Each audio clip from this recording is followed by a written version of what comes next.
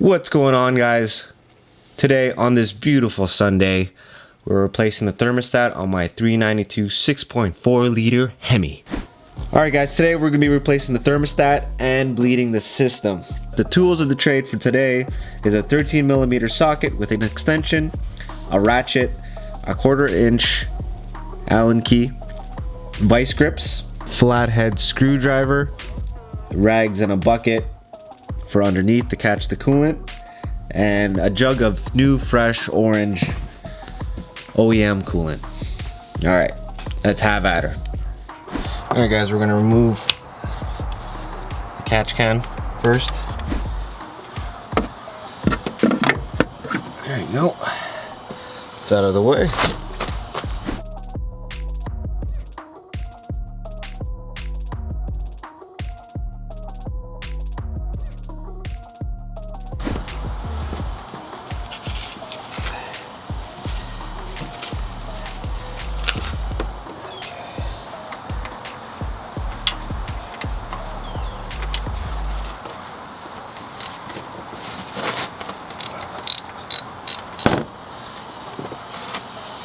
Careful, you don't want to drop any bolts down there. Right here, that's one. And that's why we use an extension on that side. Okay. You get flathead, or I got this guy right here. Go ahead and pry that baby open. Ooh. A little bit. Good thing I got a towel under there. Thanks, Popeyes. Okay, so there's that. Pay attention. This guy, not the bleeder, but there's like a hole, so it's gonna be top left. Some pliers. It's a little stubborn here.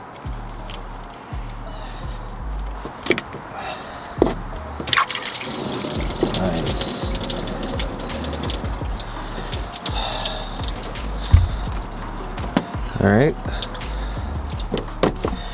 make sure it goes top left. Move this out of the way.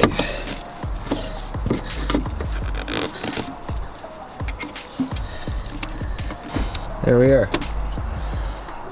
That's the marker, same position as stock.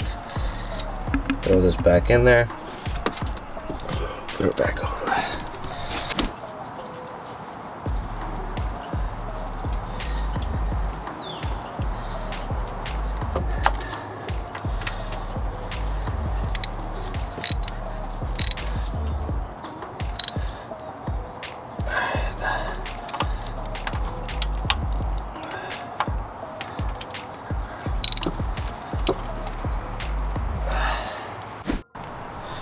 So, quite a bit of coolant came out here. The rule is you just fill her up and run it.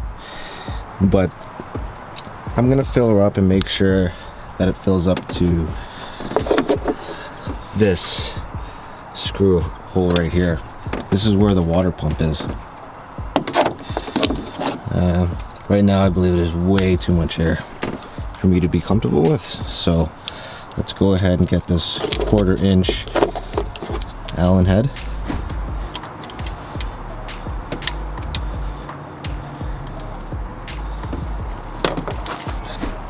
Alright guys, so we got that out. Check, check. Here's that guy. Right. We're gonna put some Teflon tape on there just to make sure it seals when we put it back on, because I don't want to revisit this. We're gonna fill the coolant here. See how there's nothing in there until it starts dripping from here. Well, the coolant is orange 1.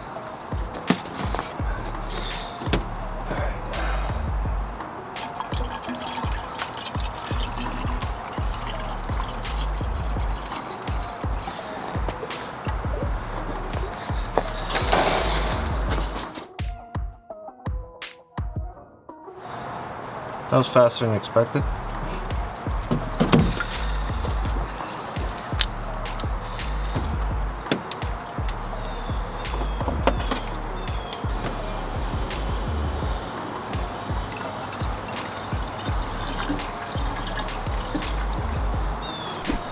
See, I filled it to cold. It's already going down, so let's give it some time. Let gravity do its work.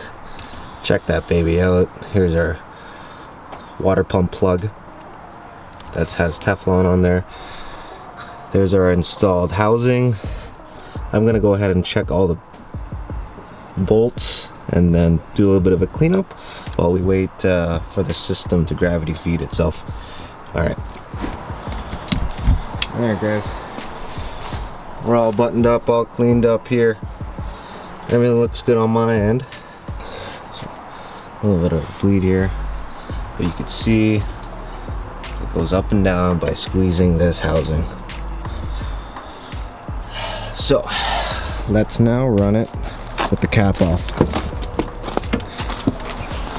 Alright, let's give her a go.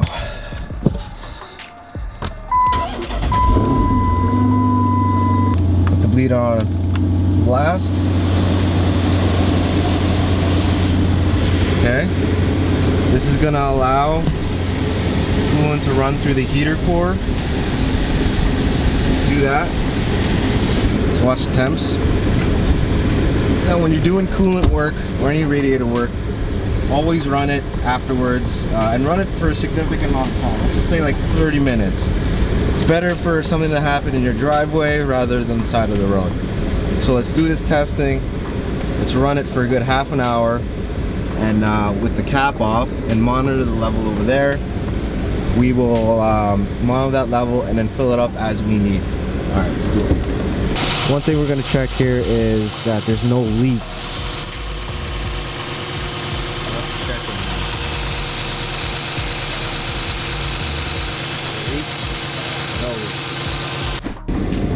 All right guys, we're running up to temp. Looking good. It's been running for about 20 minutes. Heat on blast. And everything looks good. We're gonna do another check for some leaks. Close it up and go for a test drive. Alright guys, been driving for about 20-30K. Give it some good runs on the highway. Looking good. Looking good. No leaks. No explosions. I think we're good. I'll let you know if that's different, so make sure you have your CAA. That's very important. Catch you guys later. Hope you enjoyed the quick tips, the how-tos to install a thermostat. It's not bad.